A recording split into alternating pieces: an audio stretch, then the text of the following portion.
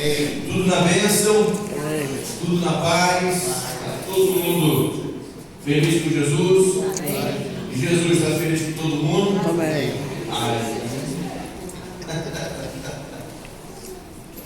Bom estarmos aqui. Passei já. Glória a Deus, que bom. Então, meus queridos, quero compartilhar uma palavra com vocês nessa noite. E o tema da nossa mensagem é: Deus tem um final feliz para a sua história. Isso é fato. A proposta de Deus é um final feliz, né? A gente entende que sempre foi. Porém, entretanto, todavia, nem todo mundo gosta desse final feliz. Nem todo mundo desfruta desse final feliz. Nós vamos falar dentro de Lucas, no capítulo 15, sobre 3 ensinos dentro de uma parábola. Às vezes, só para esclarecer vocês, se a gente for olhar o texto, capítulo 15, a gente chama do capítulo dos achados perdidos, né? Mas, na verdade, quando a gente fala da dracma perdida, da ovelha e do filho pródigo, isso é uma parábola só. É uma parábola só porque ela tem a mesma finalidade, só que em 3 partes, né? É tipo uma novelinha em 3 partes, para chegar ao final que Jesus quer ensinar para eles. Então, a Bíblia diz isso, né? Jesus propôs uma parábola, e aí conta essa história da ovelha perdida, da dracma perdida e do filho pródigo perdido. Eu fiz um videozinho lá, não sou muito bom nisso, estou aperfeiçoando, estou pensando em falar com alguns cineastas da Bíblia aí, para que me ensine sobre essa área, né? Mas eu coloquei lá, né? A ovelha, o pastor vai atrás. A dracma, a mulher que perde, corre atrás. Mas o filho que se perdeu, o pai não foi atrás. Interessante isso, né? Se Jesus está ensinando alguma coisa dentro disso, nós temos que aprender, queridos. Então, o que nós aprendemos nessas 3 histórias que Jesus conta, né, ali naquele exato momento para aquelas pessoas? No capítulo 15, nós vamos encontrar do versículo 3 ao 7 a da ovelha, a dracma do 8 ao 10 e do filho pródigo do 11 ao 32, porque narra todo o contexto de sua saída, vinda e também da história do seu irmão. Primeira coisa que nós precisamos aprender. Cadê o tempo? Isso. Deus tem um final feliz para a sua história. Isso é fato. Agora, por que então a ovelha se perdeu? Essa é a primeira pergunta que fazemos. E nós queremos analisar justamente com vocês o fato da ovelha ter se perdido. Lucas, no capítulo 15, verso 4, Jesus está ensinando assim para eles: que homem dentre vós, tendo 100 ovelhas e perdendo uma delas, não deixa no deserto as 99 e não vai após a perdida até que venha achá-la. E por que o pastor faz isso? A figura de Jesus é a figura do bom pastor. Jesus disse: eu sou o pastor das ovelhas, eu dou minha vida pelas ovelhas. Jesus se apresenta como o bom pastor, aquele que vem em busca daqueles que haviam se perdido. Essa é a mensagem da vida de Jesus como pastor, para buscar o que se havia perdido. Mas por que a ovelha se perde? Vamos analisar aqui alguns detalhes com relação à sua natureza. A ovelha se perdeu por descuido e fragilidade. Quando você para pensar no animal da ovelha, você vai encontrar um bichinho que Deus quis assim, não deu a ele nenhum instinto de autodefesa, de agressividade. Ela não tem garra, ela não é brava, ela é mansa, né? A ovelha, o que Deus deu a ela de maior valia, vamos dizer assim, com relação à sua natureza, é sua audição. Só. Porque a ovelha, ela nem enxerga direito, sua visão é péssima. E por ser péssima, ela se desvia com muita facilidade da rota e do caminho. Por isso o pastor de ovelha precisa constantemente soltar o seu grito, falar em alto e bom som para que ela possa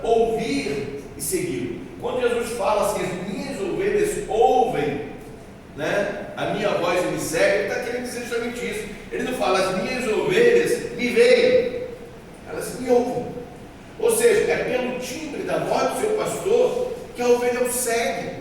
E ela precisa estar constantemente. Eu sei se vocês já viram vários vídeos, né, de pastor dando aquele chamadinho das ovelhas, né? E aonde elas estão, se elas escutam, eles vêm. Nós já explicamos, eu acredito que já, não sei se todos estavam presentes, mas já expliquei isso aqui para vocês. Os pastores, eles saíam juntos com os seus rebanhos, a pastar. Enfim, a história é longa, eu não quero tomar muito tempo. Só que quando no cair da noite eles precisavam colocar a ovelha no aprisco, as ovelhas iam todas para o mesmo aprisco. E lá se juntavam e se misturavam todas as ovelhas de todos os pastores. Quando Jesus fala isso, as minhas ovelhas ouvem a minha voz e me seguem, ele está falando disso. No dia seguinte, pela manhã cedinho, e agora? Que ovelha pertence a qual pastor? Como saber? Eles não sabiam. Ninguém marcava a ovelha com ferro, aquele tipo de animal, né? Boi, vaca. Não havia isso. Então, como saber qual ovelha pertence a qual pastor? Eles chegavam na porta do aprisco, onde estavam todas as ovelhas, tá? E eles falavam aquele timbre de voz, aquela frase, aquela coisa que eles jogavam, o barulho que eles lançavam, só saía daquele aprisco as ovelhas dele. E ele, depois que falava isso, soltava isso, ele ia em frente. E as ovelhas saíam e atrás dele. Nenhuma ovelha saía que não fosse daquele rebanho. E aí vinha o outro pastor, fazia a mesma coisa, e as suas ovelhas também saíam. E assim todas elas seguiam o seu pastor através desse chamado. Por isso que Jesus está dizendo: as minhas ovelhas ouvem a minha voz. Em outras palavras, ele está dizendo o quê? Que tem ovelha que não é dele. Entende o que eu queria dizer? Amém. Mas as de Jesus ouvem a voz dele. Amém. E segue. Característica de quem é ovelha de Jesus: ouve e segue. É isso que ele está querendo dizer. Só que a ovelha, ela é frágil, como eu falei para vocês. É um animal muito frágil, é vulnerável, não tem gás, enfim. Ela não tem senso de direção e por isso ela se afasta com muita facilidade do rebanho. Às vezes ela se interde com o pasto. A ovelha é tão complicada que para ela beber água, se tiver barulho, ela não bebe, ela se assusta. Aí o pastor afasta ela da correnteza ali, da onde tem o barulho das águas, afasta ela e pega a água no vasilhame, no balde, e leva para ela beber fora do barulho das águas. Porque senão ela não vai beber, porque o barulho assusta ela, porque ela tem a audição muito aguçada. Então, esse é o cuidado que tem que ter com a ovelha. Então, por ela ser muito frágil, ela se distrai muito facilmente. Então, por que o pastor vai atrás da ovelha? Por que, queridos? Porque a ovelha, ela é muito sensível, ela é muito fragilizada e ela precisa.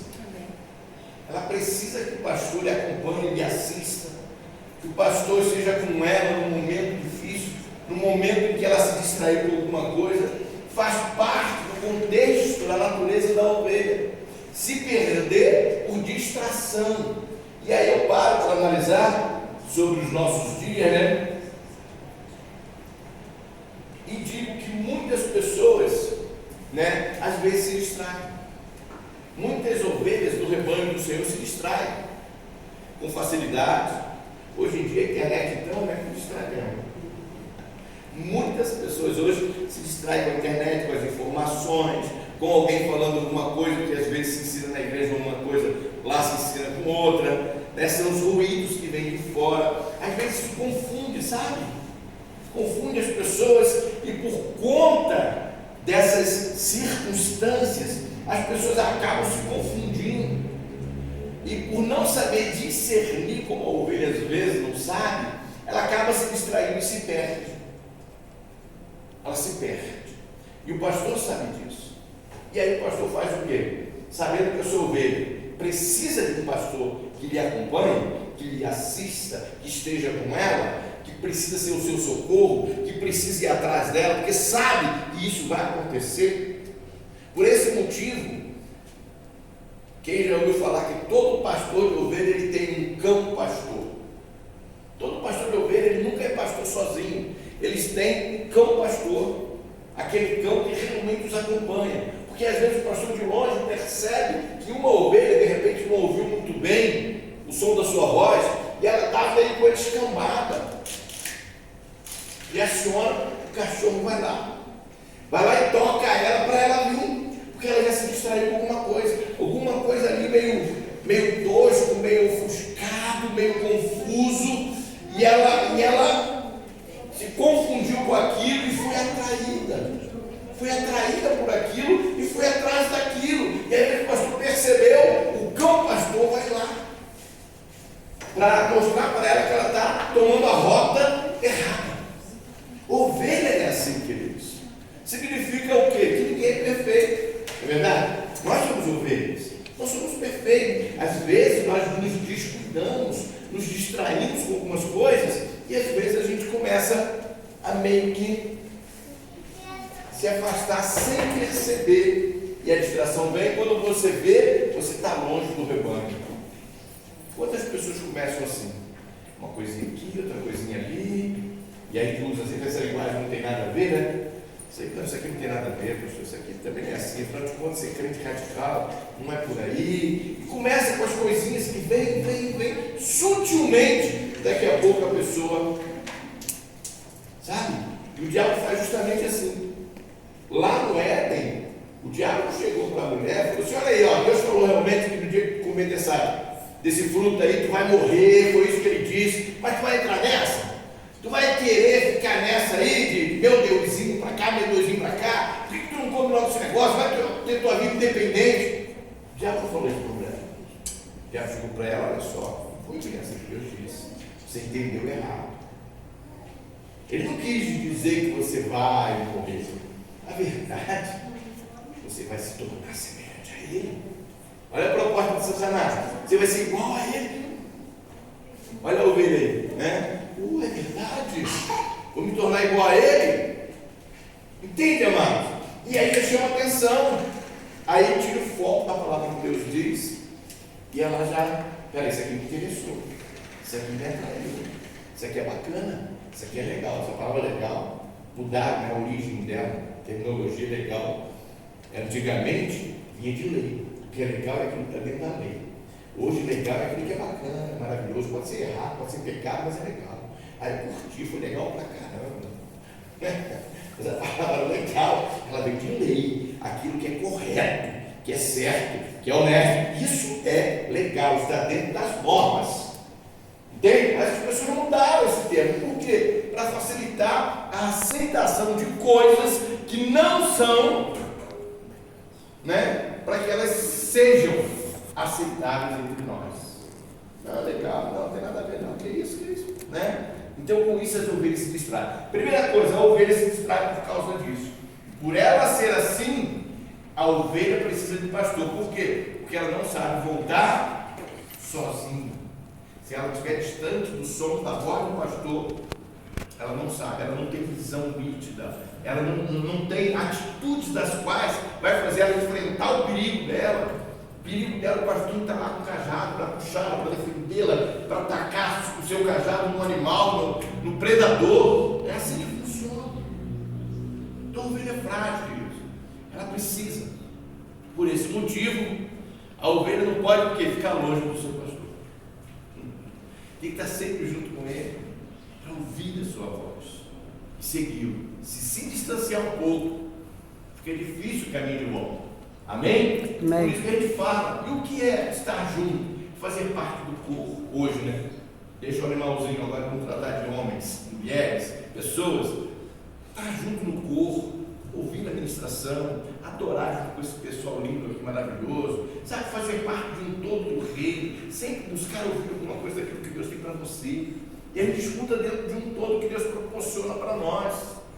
Então não se afaste, né, dessas coisas, porque nós somos frágeis, queridos. Nós somos frágeis. Daqui a pouquinho a gente não se dá conta, ele está tão longe que ele fica com vergonha de voltar. Sério. Às vezes a gente liga para alguém, fulano, e aí tu vê que a pessoa fica sem graça, até falar com a gente. Pastor, Sabe o que é? Muito tempo, com saudade. Né, pastor? A gente está com os problemas aí, umas coisas. Tu vê que a pessoa está sem jeito, sabe? A gente ligou, ela atendeu, mas ela já está tão distante, tão afastada, que ela está sem jeito, está sem graça. E a gente está lá tentando mostrar para ela: calma, você é ovelha, estamos aqui, vamos voltar. Mas porque fica difícil para a ovelha, depois que distancia, queridos, ela não tem esse instinto, sabe? Não tem. Então, é importante que a gente entenda isso. Então, a ovelha se perde por esse motivo. E ela não sabe voltar sozinha, o pastor tem que ir atrás dela. A segunda parábola é a parábola da dracma. Aí nós temos aí a dracma. E por que a dracma se perdeu? Vamos analisar aqui. Lucas, no capítulo 15, verso 8, diz assim: ou qual a mulher que teve 10 dracmas, se perdeu uma dracma, não acende a candeia, varre a casa e busca com diligência. Teve 10 dracmas. Só para vocês entenderem isso aqui. Ela se perdeu por causa das circunstâncias externas. A dracma ela não se distraiu com nada. A dracma não tem fragilidade. A dracma não tem nada que ela possa ser atraída. Por isso a dracma não saiu de casa. Ela se perdeu aonde? Dentro de casa. A dracma é aquela que escuta alguma coisa e vai embora. A dracma é um objeto inanimado, alguma coisa que a gente precisa entender o que Jesus está querendo ensinar aqui, queridos. A Bíblia diz que algumas mulheres judias recebiam um colar de 10 dracmas no casamento com um símbolo de honra, valor e fidelidade conjugal. Perder uma dracma, portanto, não era só uma questão de dinheiro, mas de valor, identidade e dignidade. O que acontece? Em outras palavras, a dracma não se perde. Alguém perde a dracma. A dracma não se autoprocurou.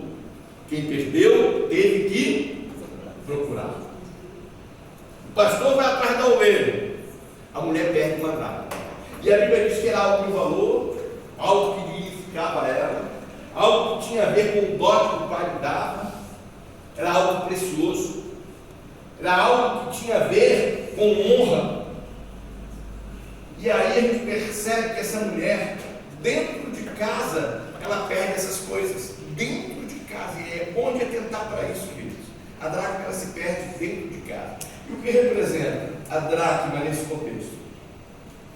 Valores que nós deixamos de cultivar dentro do contexto espiritual. Deixamos de cultivar a nossa intimidade com Deus, deixamos de cultivar a nossa adoração a Deus, deixamos de cultivar a nossa leitura com a palavra, deixamos de cultivar o nosso momento a sós com Deus, deixamos de exercitar aquilo que Deus nos deu, nos confiou como ministério, apagamos, nos esfriamos, às vezes por um trauma, por um problema, por uma situação que aconteceu na igreja ou com alguém, a gente não quer mais, e você vai deixando esses valores, aquilo que Deus te deu, que é precioso, que é valioso, e tu vai deixando, sabe? Tu não vai mais tendo tanta intensidade em viver aquilo já não te interessa mais, não te interessa. E aí quando você se dá conta, sabe o que aconteceu? Está perdido. Está perdido aquilo que Deus te deu. E aonde se perdeu? Em casa. Não foi na rua. Por que, pastor, então, em casa? O que essa mulher teve que fazer para achar a dracma? A Bíblia diz que ela fez 3 coisas.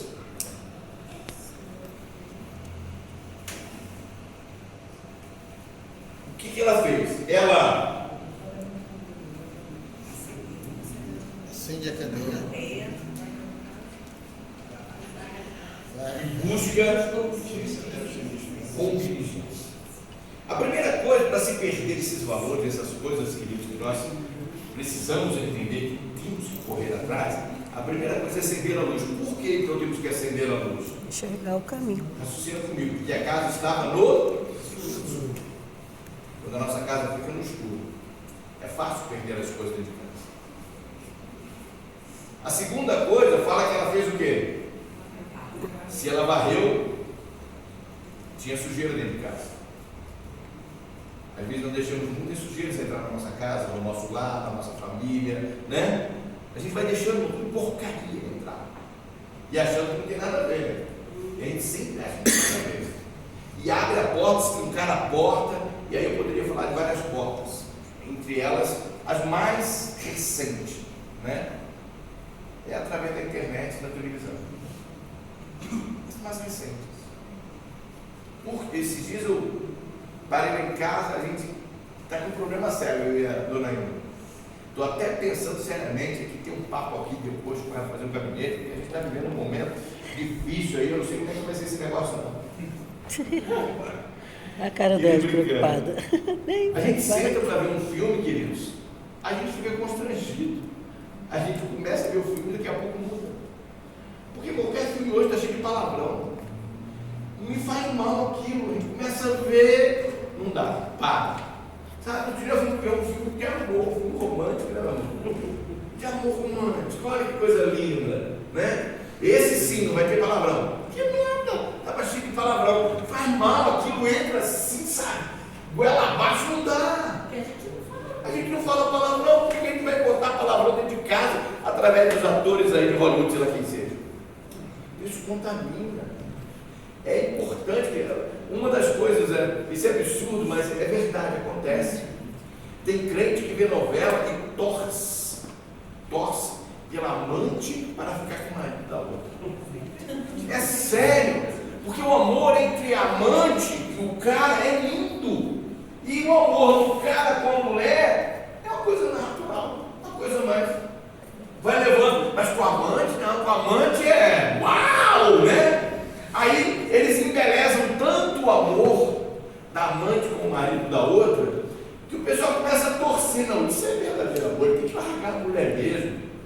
Entende, amados? E vai, tudo contra.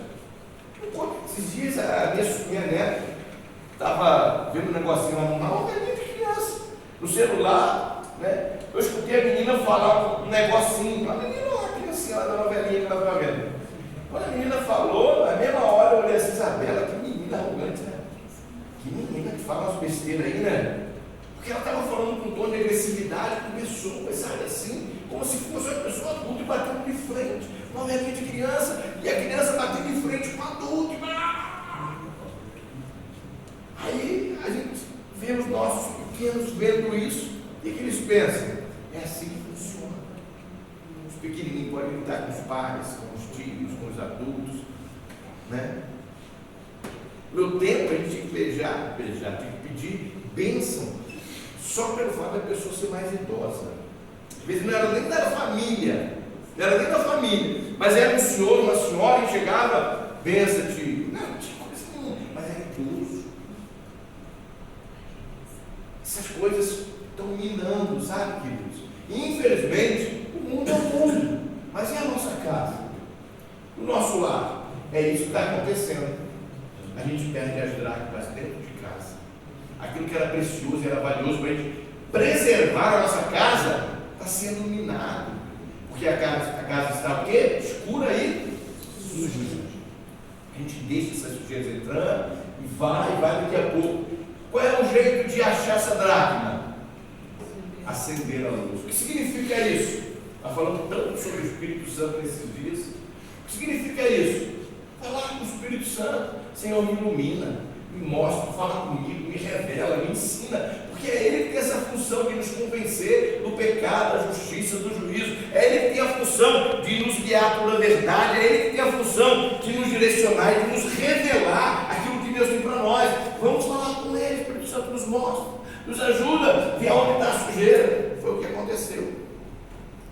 Acender a luz significa isso, querido. Chamar o Espírito Santo para dentro da sua casa, para mostrar tudo que tem que mostrar, e aí então pegar a vassoura aí, porque não adianta ele mostrar e você não varrer. O que nós aprendemos? Que eu tenho que tomar a atitude de tentar reaver, reencontrar, achar a dracma que eu perdi. Essa é a minha tarefa. E tem que pedir o Espírito Santo para me ajudar, porque eu sozinho, de repente, eu não vou conseguir. Mas acabou de falar para vocês esses dias. Tem que pedir para ele me mostrar. Me mostra onde é. Esse aqui está sujeira, sabe, da minha casa. Opa, deixa eu varrer isso aqui, deixa eu tirar isso daqui. E começar a limpar a casa. E a palavra de Deus fala que ela fez isso de que forma? Com diligência. O que significa com diligência? Bem feito. Com determinação. Enquanto eu não achar, eu não paro. Isso é ser determinado. Enquanto eu não alcançar, enquanto eu não encontrar, eu não vou parar de varrer a minha casa. Nós temos que tomar essas decisões. Mas a Bíblia diz que ela o quê? Achou. Assim como o pastor achou a ovelha, aí o pastor volta com ela nos ombros, né? De forma jubilosa, gostosa, né? Celebra, chama os amigos, achei a minha ovelha perdida. A mulher também, quando ela encontra, é tão valiosa, essa dracma para ela é tão preciosa, que não dá simplesmente para pegar a dracma e falar, graças a Deus, achei a dracma. Não, a coisa é tão importante, queridos, que ela chama as suas vizinhas, amigas e celebra, faz uma festa. Por quê? Porque ela achou a dracma perdida, e acredite, monetariamente nem vale tanto assim, mas é pelo valor que ela simbolizava para ela. Então, amados, enquanto você não entender o valor daquilo que Deus te deu, que se perdeu, você não vai ser diligente na sua busca. Você vai ser relapso. Acredite no que eu estou dizendo. Você não vai buscar com intensidade. Sabe? Você vai ser que está na casa, a dracma perdeu, uma sujeira aqui, outra ali, a luz não está tão clara assim. Poxa, eu até queria procurar a dracma, mas olha só, a luz daqui não ajuda, né? A luz não ajuda para eu procurar a dracma. Eu queria procurar, mas essa casa, olha quanta poeira, quanta sujeira. Como é que eu vou achar uma agulha no palheiro aqui? Mais ou menos isso. Às vezes a gente, querido, se coloca diante da situação e não determina encontrar o que se perdeu. Deus está dizendo nessa noite, Ele quer que você seja determinado por tudo aquilo que se perdeu dentro da sua casa, do seu coração, em relação a Ele. Não abra mão, tenha um final feliz. O título da mensagem é que Deus tem um final feliz para a tua história. Amém. O final feliz da história da ovelha que se perdeu, o final da ovelha foi feliz, o final da dracma foi feliz, porque ela encontrou. E eu quero dizer que você vai encontrar, se você colocar no teu coração, tu vai achar aquilo que você puxa, na verdade. Amém. Eu queria tanto isso, puxa. Isso aqui eu tinha, mas puxa. Vai ver o seu final feliz. Mas busque com intensidade, amados. E por último, para acabar, porque o filho se perdeu. E eu falei no vídeo, a ovelha, o pastor vai atrás, a dracma, a mulher busca de encontrar, e o filho, o pai, não vai atrás. Por quê? Lucas, no capítulo 15, diz assim a partir do 11, e disse: um certo homem tinha 2 filhos, e o mais moço deles disse ao pai: pai, dá-me a parte da fazenda que me pertence. E ele repartiu por eles a fazenda. Poucos dias depois, o filho mais novo, ajuntando tudo, partiu para uma terra longínqua, ali desperdiçou a sua fazenda vivendo dissolutamente. Aí você me pergunta, por que então o pai não foi atrás? Sabe por quê, queridos? Porque o filho, entenda aqui, ele é filho. Ele é filho. A decisão dele foi uma decisão deliberada da sua parte consciente. Ele não foi inocente. Não havia fragilidade, não havia engano, engodo dentro desse contexto como ovelha. Não foi coisas que ele perdeu dentro de casa mesmo, ele buscou reaver. Ele estava ciente da sua escolha e da sua decisão. Ele queria viver de forma dissoluta. Ele queria ir para o mundão. Ele queria pegar as piriguetes da época. Queria gastar, beber, tomar todas, cheirar todas, fumar todas. Ele queria viver esse mundão aí, queridos. E quantas pessoas fazem isso?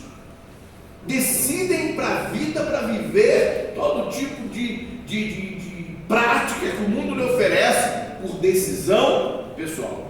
Pastor, o senhor está falando? Estou falando sem medo de errar. A escolha é sua, a decisão é sua.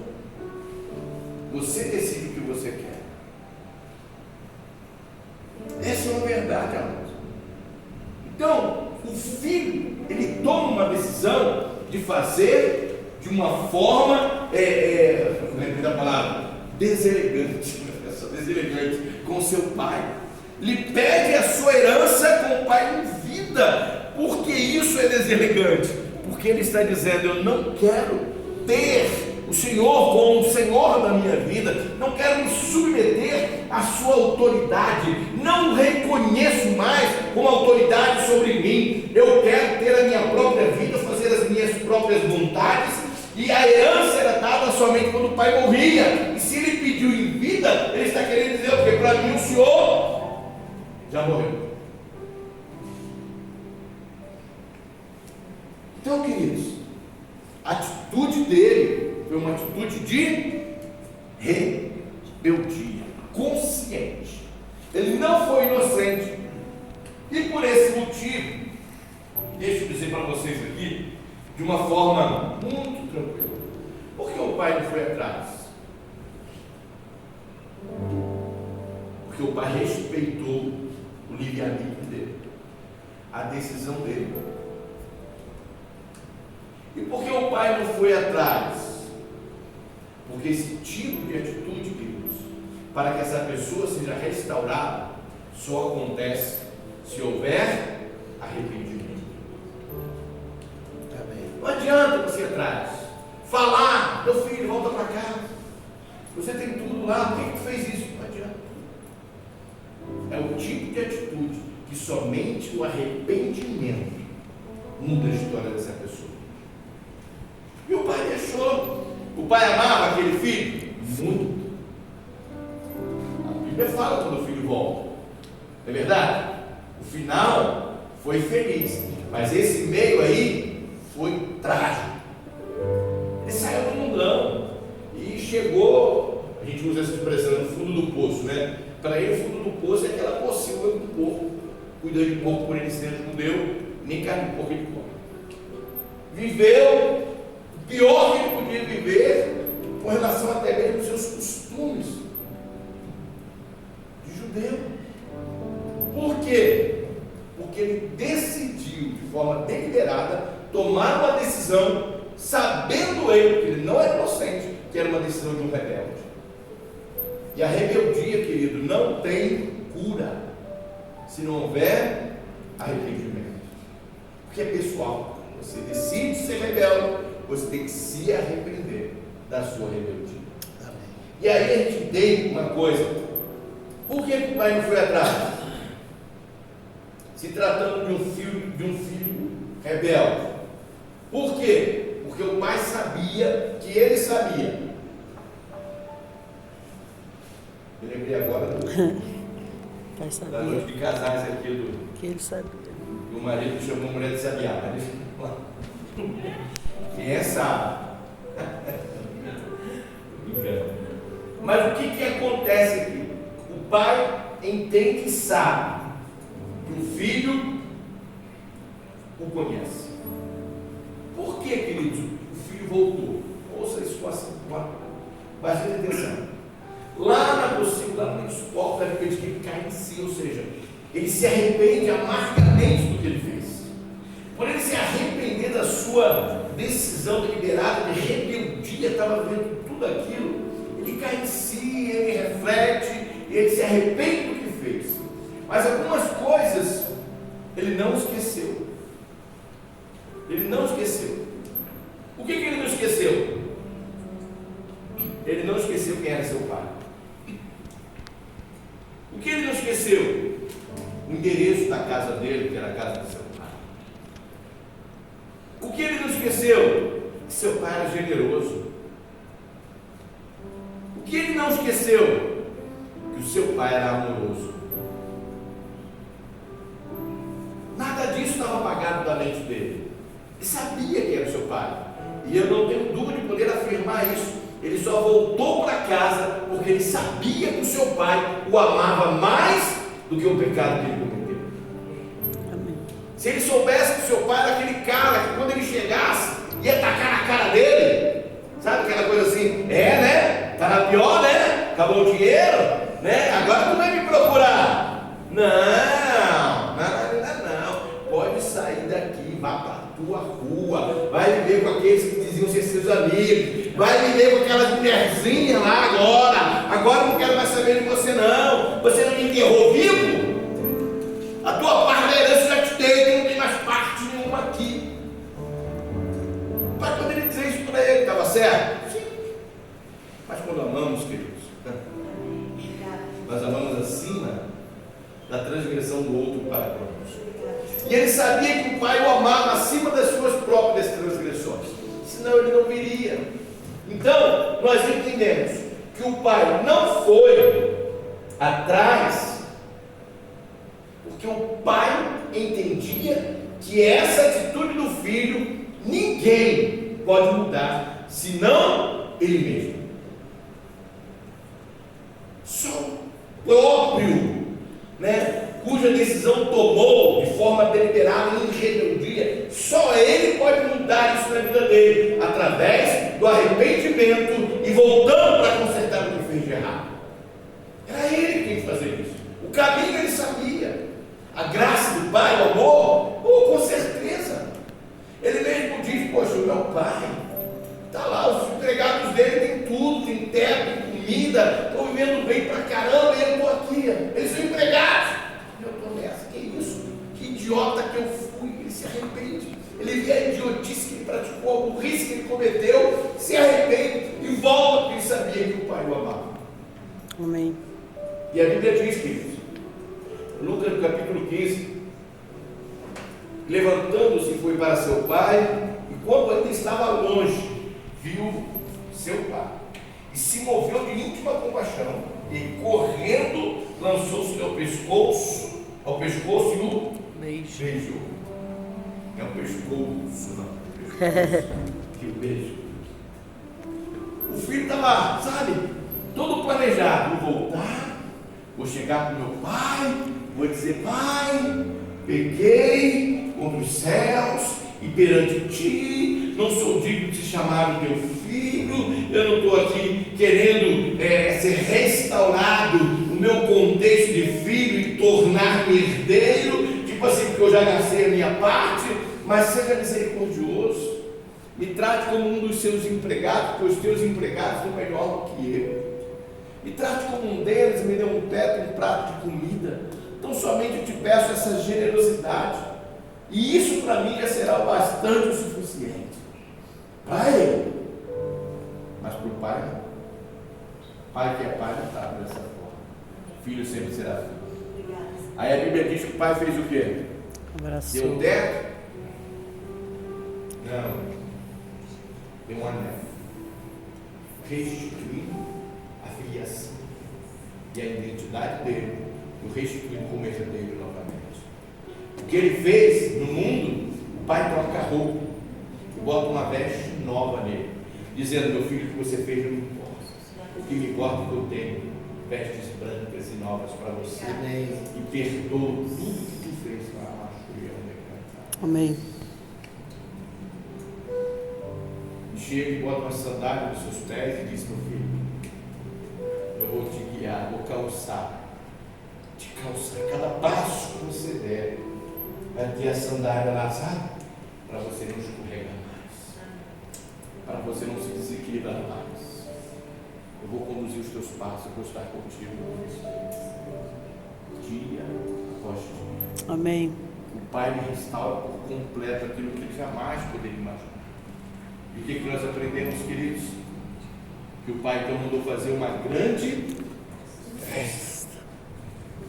3 perdas, 3 achados.